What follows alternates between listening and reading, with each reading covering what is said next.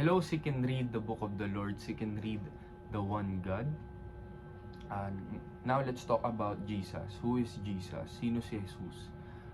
Ang pag-uusapan natin is ano yung purpose ni Jesus Christ sa buhay ng mga Kristiyano, no?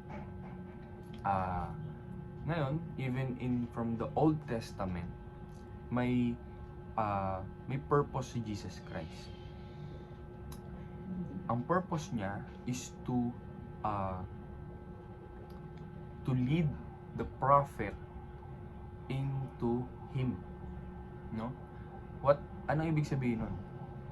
Ang ibig sabihin nun, ang creation ng Diyos, God Himself wants to create something dahil nga nagkamali nga si Adan, di ba? Ngayon, meron siyang plano na nagli-lead, especially nagli-lead kay Jesus Christ, nagli-lead sa New Testament. No? Now, if we're going to read John 5, and the verse is 39. Sabi ganito, sinasaliksik ninyo ang kasulatan, sabi ni Jesus, sa pag-aakalang doon ninyo matatagpuan ang buhay na walang hanggan. Ang mga kasulatang iyan ang nagpapatotoo tungkol sa akin. So Jesus Christ said to the Jews, kasi yung mga Hudyo, inaaral nila ang Tanakh, ang Torah, Nevi'im at Ketubim, mga kasulatan ng kautusan, kasulatan patungkol sa mga propeta at karunungan. Ngayon, sabi ni Jesus, binabasa ninyo yun, sinasaliksik ninyo. You are seeking and reading the book of the Lord. But, sabi ni Jesus Christ, sabi niya, ang mga kasulatang iyan, sabi dito, ang nagpapatotoo tungkol sa akin. Bakit? Sino ba si Jesus Christ? First of all, Jesus Christ speaks the Word of God, no? Dapat kasi natin maintindihan as sa Biblical Unitarian Christians na ang purpose ni Jesus Christ is to speak the Word of God, no? In eternity past, Jesus Christ is not automatically a person, Word of God, no? The Word of God is God's power to create, as in Job 33 and Psalms 33. Yun yung kapangyarihan ng Diyos lumikha. Yun ang ginagamit ng Diyos upang itanim sa utak ng mga propeta ang hula, ang mga propesya at mga salita ng Diyos na dapat nilang banggitin. Ngayon, sa panahon ng Panginoong Jesus, Acts 2:36 by the way, ginawa siyang Panginoon at Kristo ng Diyos, no? Okay, balik tayo sa John 12:49. Sapagkat hindi ako nagsasalita ng mula sa aking sarili, ang Ama na nagsugo sa akin ang siyang nag-utos kung ano ang aking sasabihin at ipahahayag. So, tama ang sabi ng Diyos noong Deuteronomy. Noong panahon ng Deuteronomyo 18:18-19, nung sinabi niya kay Moises at sa mga anak ni Israel na ako'y magpapalitaw ng isang propetang gaya mo, which is sinang-ayunan ito ng Acts 3, no? Ngayon, babasahin natin ang Deuteronomy 18 at ganito ang ating mababasa. Sabi ganito,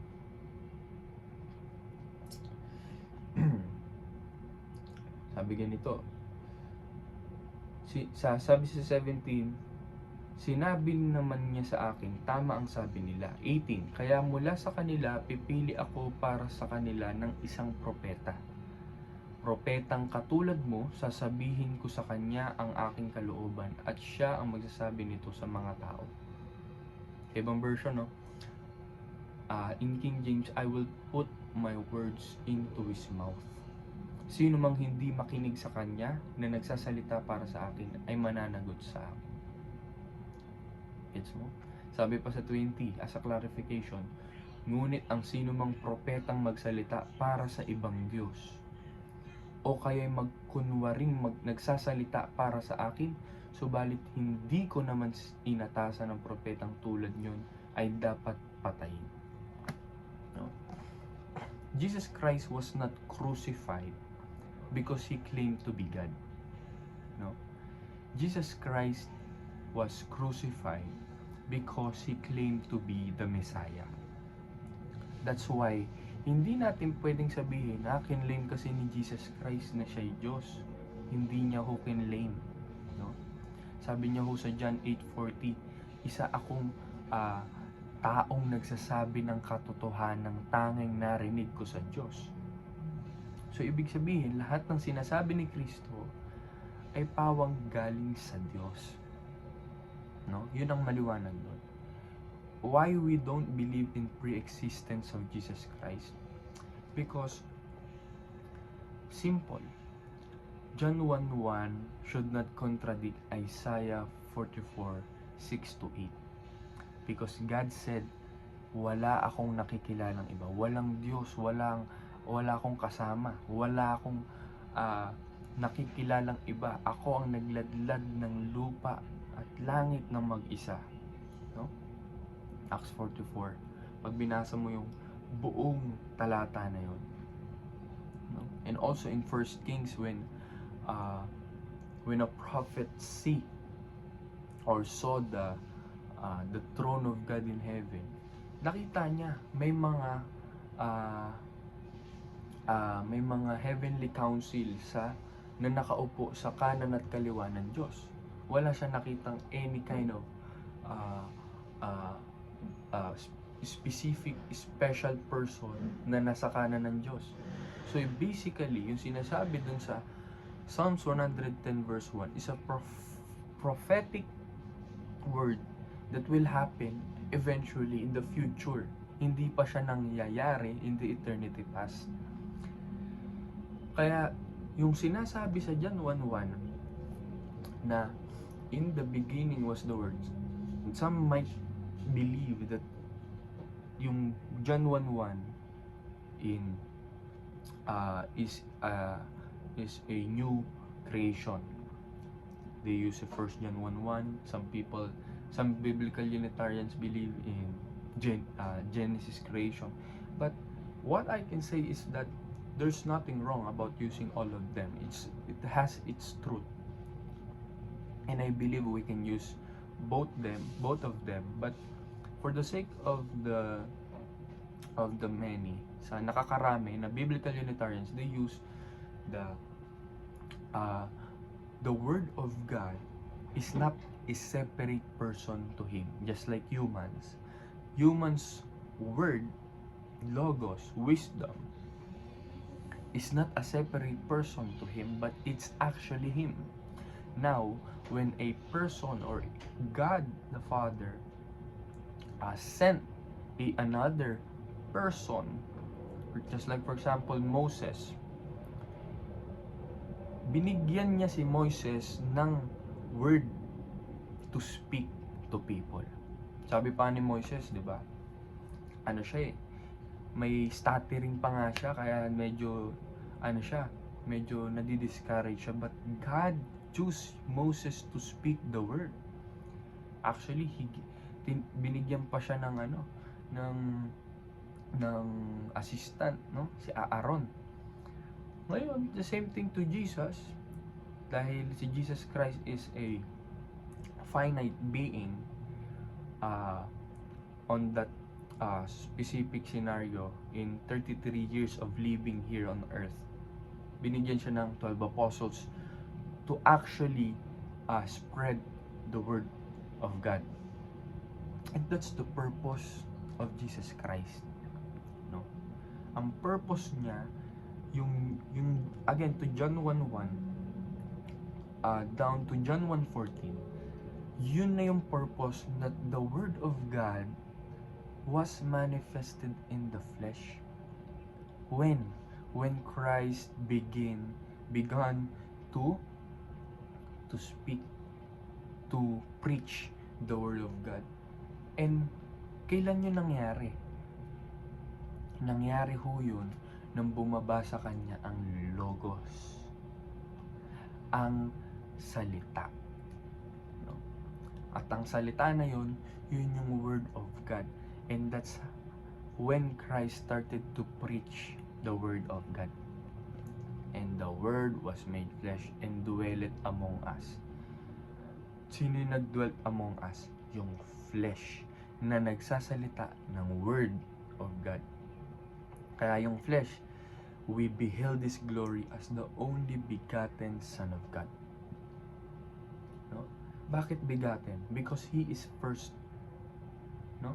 He is the firstborn of the new creation. Bagong paglikha. New Testament. Sa Kanya natupad ang unang pagkabuhay na maguli. Na kapag tayo'y nanampalataya sa pangalan ni Jesus, tayo'y tatawagin ding mga anak ng Diyos. So basically, Jesus Christ is not the only Son na wala ng kasunod. Jesus Christ is the begotten firstborn Son of God because may mga kasunod na mga kapatid. At tayo yon. Doon papasok yung Romans. No? Sabi sa Romans 8:29, sabi ganito. No? Let's read. Sapagkat sa mula't mula pa'y alam na ng Diyos kung sino ang magiging Kanya at ang mga ito'y pinili niya upang maging katulad ng Kanyang anak. Sa gayon siya ang naging panganay sa lahat ng maraming magkakapatid. So, Jesus Christ is the firstborn. Panganay ho siya. Kumbaga kuya. Siya ang kuya ng maraming mga Kristiyano. No? At sabi doon, God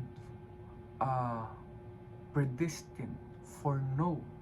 There's a foreknowledge of God. Alam ng Diyos na ito si Kristo. Hindi man pa siya nag-i-exist, alam ko na siya na. Siya ang magiging panganay ng maraming magkakapatid. At yung mga magkakapatid na kilala ko na. Because God can predict the future. But this is not Calvinism. We can still have a freedom of choice. But God can see. In Isaiah 46 verse 10, it says, sa simula pa'y itinakda ko na at aking inihayag kung ano ang magaganap. Sinabi kong tiyak na magaganap ang lahat ng balak ko at gagawin ko ang lahat ng gusto kong gawin. Even God Himself, alam niyang ginagawa niya. Simula-simulat pa lang. Alam niya na nung nagkamali si Adan, meron siyang laging plan B. Plan A, yes, kapag nag-succeed ang ginawa niyang tao, but He gave them a choice. But the choice of Adam and Eve is to be like God, na tinempt sa kanila ng adversary, which is the serpent, na ang mindset na pag kinain nyo itong prutas na to ng pagkaalam ng mabuti at masama, magiging kagaya kayo ng Diyos. And they want it. Gusto nila yon. Ngayon, the plan B was to make a second Adam. Ngayon, dun papasok ang unang Korinto 15, 1 Corinthians 15. No? Na si Jesus Christ, the purpose of Jesus Christ is to be the second Adam. 1 Corinthians 14 to 15, if you are going to read it. Dun mahalagang makita mo na si Jesus Christ is the the very uh, purpose and the way that we can be saved, no? Si Jesus Christ ang ating pag-asa upang tayo maligtas, kasi si Kristo kahit siya'y natukso, hindi siya nagkasala no? Hindi ho siya nagkasala, mga kapatid. Kaya dito natin maintindihan na sabi dito sa 1 Corinthians 15, ganito ang sinabi sa kasulatan. Sabi sa kasulatan, ang unang taong si Adan ay nilikha, binigyan ng buhay. Ang huling Adan ay espiritong nagbibigay ng buhay. Yan. So, si Jesus Christ yung huling Adan. We can say second Adam kasi wala naman ng Adan na third, fourth, fifth. He is our last hope. Si Adan, pwede nating maging pag-asa noon Pero anong ginawa ni Adan? Nagkamali ho siya. And that's the purpose of the last Adam. Okay? The New Testament. The New Testament, the purpose of the New Testament is to give us hope to reconcile to God again. No? That's the purpose of God always taking what's His own, and He owned us. Pagmamay-ari tayo ng Diyos, at yun ang purpose ni Jesus Christ. Isa po siyang pastol ng mga tupa. Tupang nawawala. Tupang walang landas, walang tamang paroroonan. Ngayon, yun ang purpose ng Diyos sa ating buhay. Kaya binigay niya ang kanyang bugtong na anak, no? Bakit bugtong na anak? Dahil dito ang pangunahin. Dito magsisimula lahat. This is our foundation as Christians. No? Kaya nga pag Kristiyano ka, naluluwalhati mo ang Diyos sa pangalang Kristiyano, because that is Christ. Because Christ, God's give Him a name above every name. No? Pangalan na may authority or onoma. That name means onoma in Greek. Means whoever believes in that name, whoever bows down on that name. What does Jesus means? Jesus means Jehovah saves. Okay? God saves through Jesus Christ. Right? And the Christ means the anointed one for salvation of humanity. Christ Jesus means anointed one for salvation of humanity. That's the purpose of Christ. To reconcile us to God. Muling itali, no? Muling pagduktungin ang relasyong nawala. No?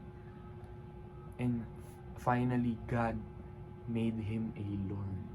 Yung Lordship na yon ay yung Diyos lamang ang meron nun, Ama. Pero that name na minana, kasi there's a term na minana or obtain. Christ obtained a name above every name.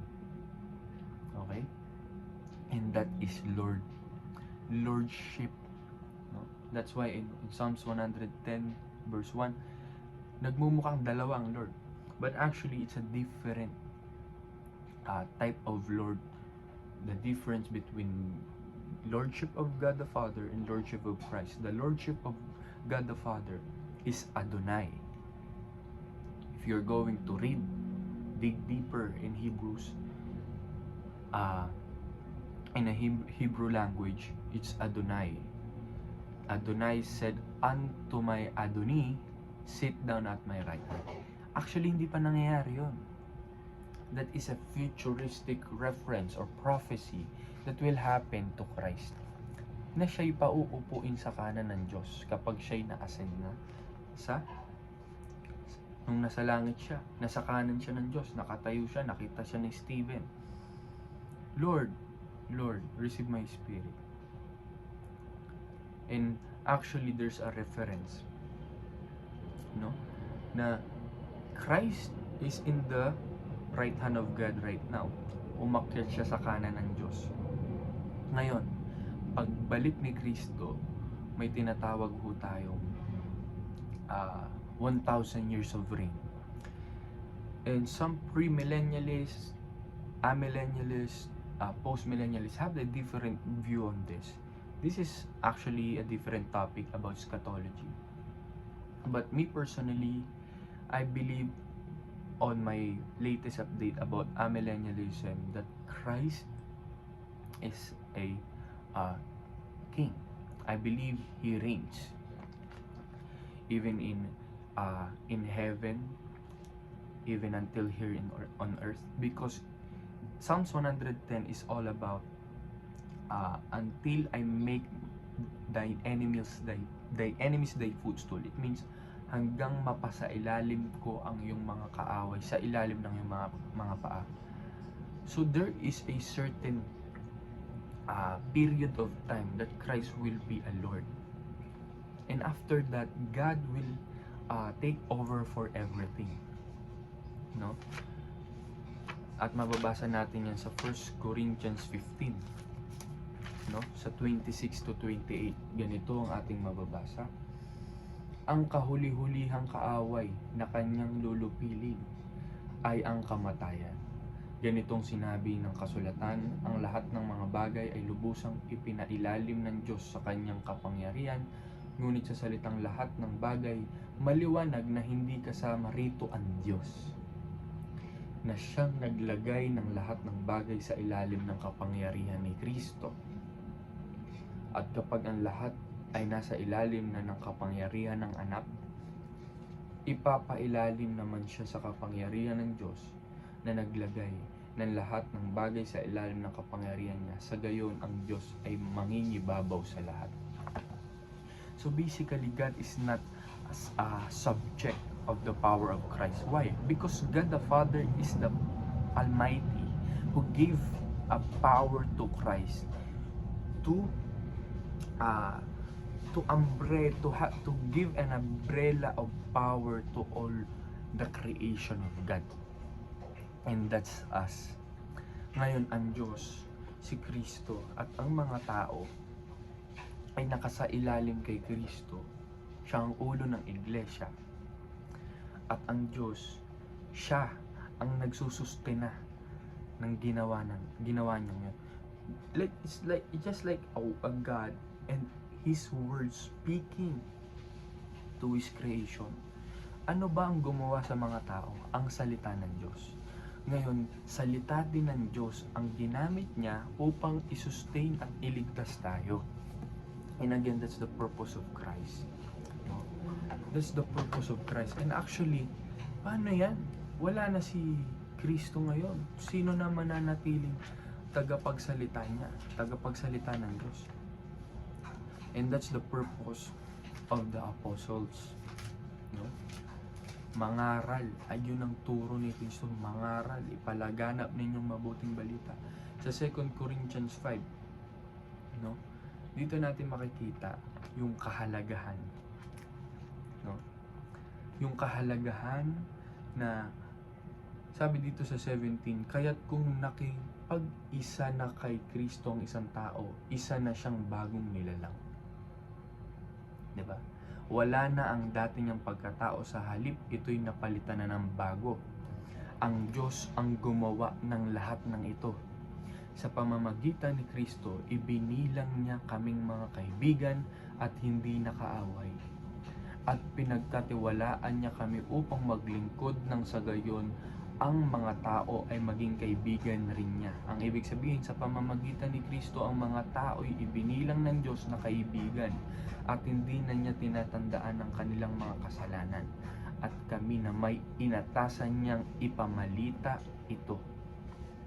Kaya nga, kami mga sugo ni Kristo, ang Diyos mismo ang nakikiusap sa inyo sa pamamagitan namin. Malinaw.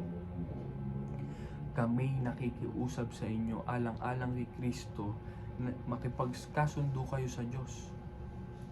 Hindi nagkasala si Kristo, ngunit alang-alang sa atin siya itinuring na makasalanan upang sa pakikipag-isa natin sa Kanya ay maging matuwid tayo sa harap ng Diyos. Basic. So basically, Christ is the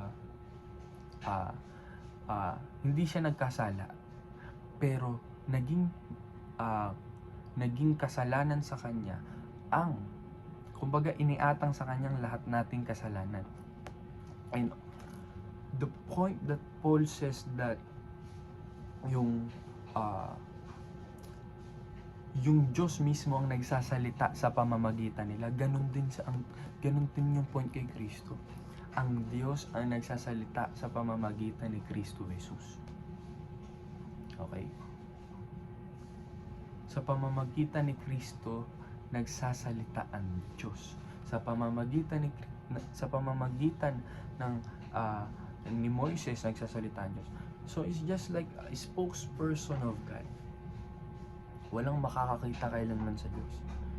Tao na nga yun eh. Tapos meron pa siyang mga anghel. So it's impossible. Kasi sabi sa Bible, kapag nakita mo ang mukha ng Diyos, mamamatay ka. So ang nagpakita kay Moises sa Acts, no? If you're going to read the book of Acts, ang nagpakita kay Moises ay anghel. No? So, sabi rin, walang kailanman nakakita kailanman sa Diyos.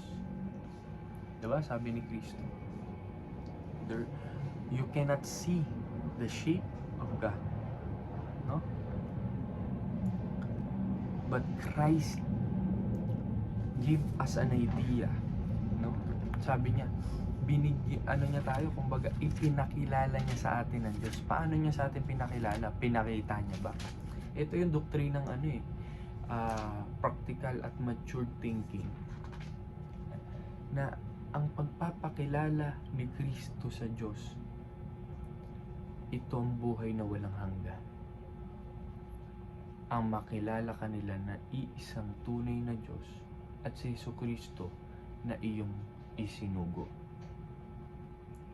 So basically, merong sinugo at merong nagsugo. Ang nagsugo ang iisang tunay na Diyos. For us, there is but one God, the Father. Paul believed this, the apostles believed this, the prophet believed this.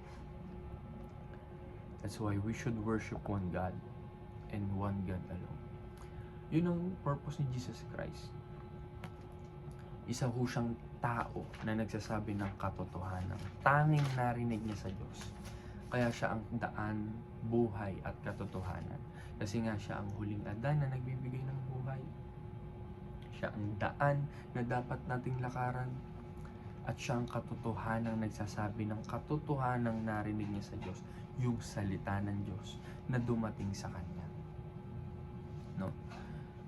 At may babasa natin ang unang Timoteo 2:5, sapagkat iisa ang Diyos at iisa ang tagapamagitan sa Diyos at sa mga tao, ang taong si Kristo Jesus. Kaya nga si Kristo ay tao, si Kristo ay namatay. Yan sabi ni Kristo sa Apokalipsis 1 na sa 17 ganito, sa 16 ganito ang ating mababasa.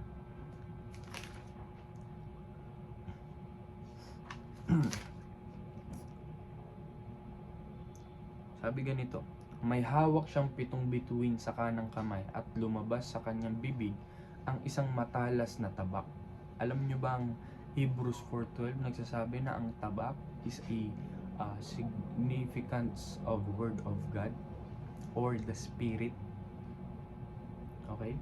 And Ephesians 6:17 as well is Spirit, Word, power of God, sword. May lumabas daw sa bibig ni Jesus na tabak na sa magkabilay may talim, ang kanyang mukha ay nakakasilaw tulad ng araw sa katanghaliang tapat. Pagkakita ko sa kanya, para akong patay na bumagsak sa kanyang paanan, ngunit ipinatong niya sa akin ang kanyang kanang kamay at sinabi, huwag kang matakot, ako ang simula at ang wakas. At ang nabubuhay, namatay ako, ngunit tingnan mo, ako'y buhay ngayon at mananatiling buhay magpakailanman. Hawak ko ang mga susi ng kamatayan at ng daigdig ng mga patay o ng Hades. Si Kristo ay namatay. Ang Panginoong Diyos na ang ating Ama ay hindi namatay. Sabi dito sa unang Timoteo 1:17, puriin natin at luwalhatiing magpakailanman ang iisang Diyos, Haring walang hanggan, walang kamatayan at di nakikita. Hindi nakikita ang Diyos. Ngayon si Kristo nakita at namatay at nagsasalita siya ng salita ng Diyos. At sabi niya, ako ang simula at ang wakas. Anong ibig niya sabihin doon? For the last moment, Hebrews 12:2, ituon natin ang ating paningin kay Jesus. Sa Kanya nakasalalay ang ating pananampalataya mula simula hanggang katapusan. Dahil sa kagalakang naghihintay sa Kanya, hindi niya inalintana ang kahihiyan ng pagkamatay sa krus at siya ngayon nakaupo sa kanan ng trono ng Diyos. Simple but terrible. No? I mean, napaka powerful. No? So, ang ibig sabihin nun, He is our first and last hope. He is the firstborn of the dead that we need. And He is the last Adam that we need. The first and the last. The first and last. The perfecter of our faith. The author and finisher of our faith. So we should be to Christ. We should honor Christ. We should bow to Him because that's God's order to for us humans to be submitted to His Son, to His firstborn Son, so we can be all sons. And we can call God our Father. Right? If we're going to read Romans 8, Romans 6. And that's true baptism. We are dead. And we died. And we rose again. We dead means Christ died for us in the cross. This is the gospel, the evangelium, the good news. And we are buried in water with Him. That's the baptism symbolized. And we rose again from the dead. We are dead, buried, and rose again from the dead. That's baptism. That's the purpose of the baptism. By the authority, onoma, name of the Father, the Son, and the Holy Spirit.